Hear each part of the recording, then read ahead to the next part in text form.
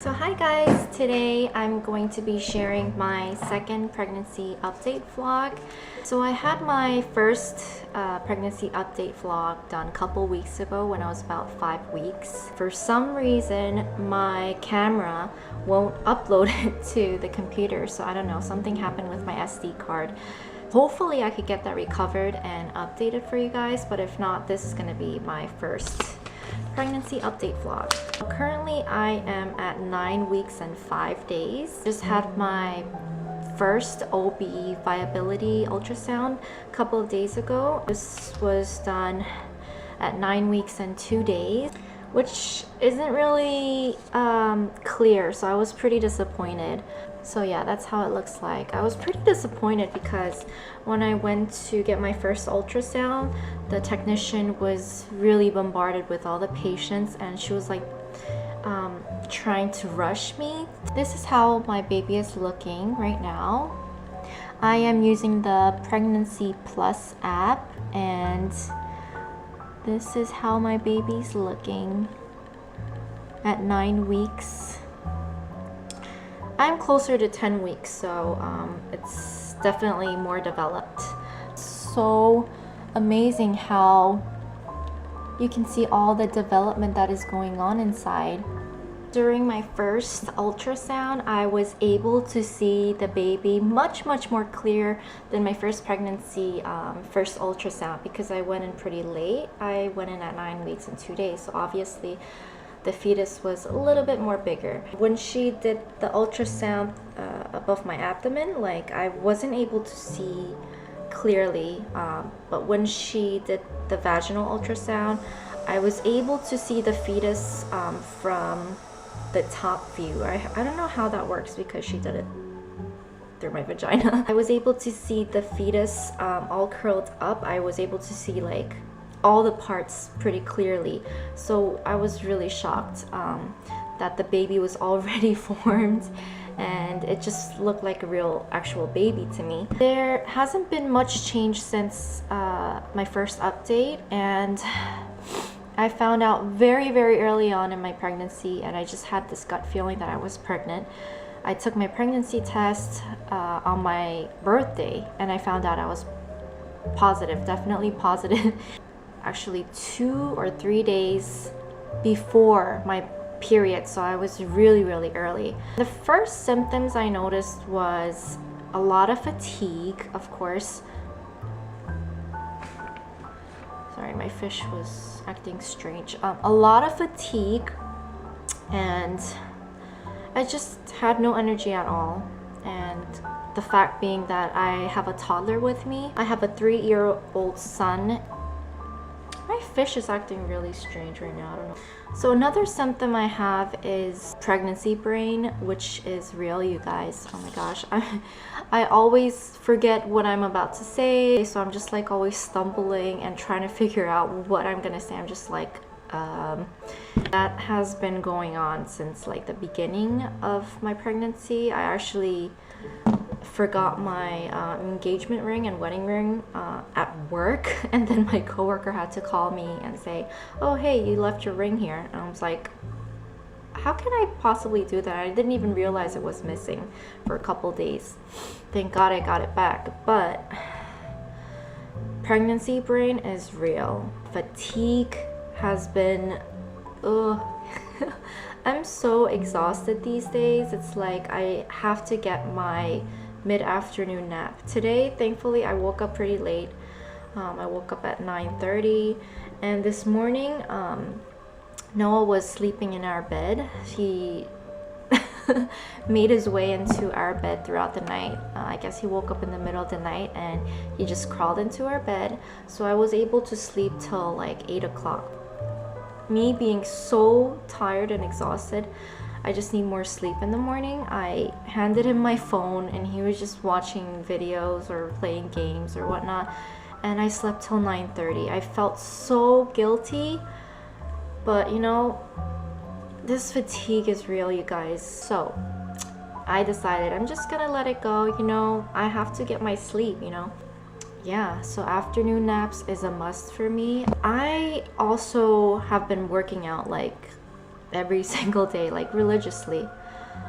Even pre-pregnancy, even throughout this pregnancy, I'm gonna continue working out, you know, because I like that healthy lifestyle and I love working out, and just working out gives me endorphins and more energy throughout the day. Lately, since I'm in my first trimester, I know that I'm just gonna be more fatigued and more tired, so I'm not even gonna let myself go through another guilt trip again.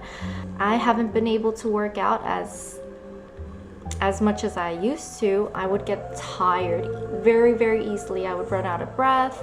Alexa, off. Exercise is another thing. I've been trying to really slow my pace and not be too hard on myself.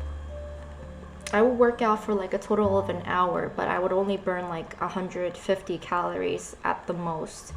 I'm usually doing pretty much the same thing I've been always doing. I do a little bit of weight training, a little bit of cardio, and I just go on the elliptical and I do weights. But I definitely noticed that I am struggling a lot more. And plus, I don't take any pre-workouts anymore. I don't take BCAAs, so I think that has been affecting my workouts. But you know what? I'm pregnant, so I'm just gonna take it easy. I'm not gonna worry too much about it. As long as I get my workout in, and then I increase my heart rate, I am fine with that. Another pregnancy symptom I've been having is a lot of mixed emotions. It just feels like PMS. I'm like so emotional these days. I watch something on the TV or news and I get so emotional. I could just cry right now. I'm just tearing up talking about it. So hormonal these days. I blame it on my hormones, but my hair has not been falling off. I'm getting much more luscious, full, thick hair, and I guess it's a good thing. I've been washing my hair every day and it just seems like it doesn't really fall off anymore. I haven't had any aversions or any cravings, just like my first pregnancy. With Noah, I had no cravings. I just ate like I normally did. I wasn't really limiting myself either. At the moment, I'm trying to eat more healthy and not really limit myself or restrict myself to what I'm eating. So I'm getting adequate diet and adequate nutrition. So I am pretty positive about my diet. But I've been noticing a lot of heartburn. I just recently had to buy Tums, and I never took Tums in my life. Every time I'm eating, I guess I feel like I could eat more, but my tummy tells me I shouldn't. So I'm just eating and eating and eating, and I guess like I tend to overeat, and that's when I have a lot of acid reflux and heartburn, and really like a lot of discomfort and indigestions. So I guess that's another pregnancy symptom I've been having. My current weight is 109 pounds. Pre-pregnancy weight was about 104, 105.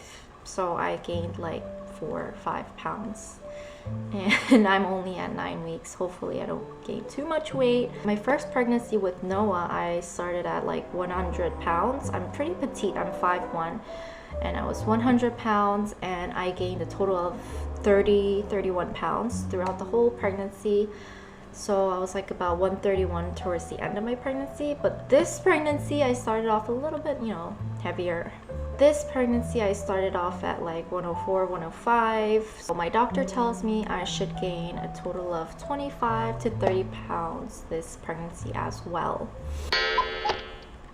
This pregnancy, I am looking into vbac, which is vaginal birth after C-section, because my first pregnancy with Noah, I did not have any complications throughout the pregnancy at all, but he decided to come out a little bit early than we expected.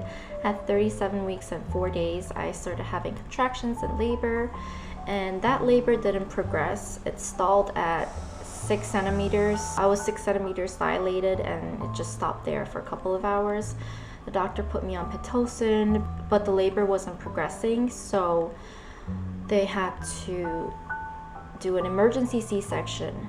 I just feel like that could have been avoided if, I don't know, I'm just thinking all these things because I'm just going back to like, what if I didn't do this, what if I didn't do that? And I know that's not a good thing. I can't help but to think like, if I had my epidural a little bit more later, then I would have avoided like the induction and everything. So hopefully this time I can have a vaginal birth.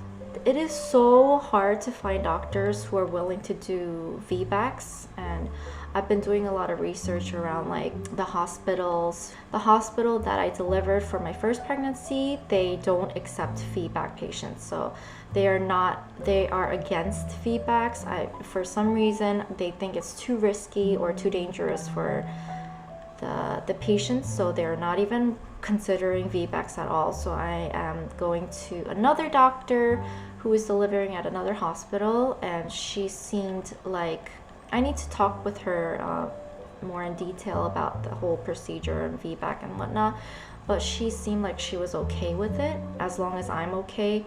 But hopefully she would be my doctor to deliver, because there are 7 doctors throughout the whole practice, and it's not guaranteed that she would be the one delivering. So I'm looking into midwife as well, but I will talk about that more in detail in another video, because that's gonna take some time to do more research and whatnot. I think that is about it for my symptoms this week. Hopefully I can get my first video uploaded, and before I go, I will show you my bump.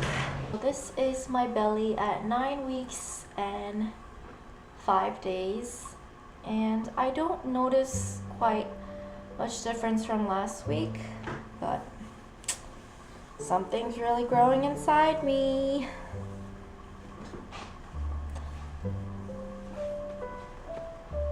So that's it for today's vlog. Hope you enjoyed, and please like and subscribe.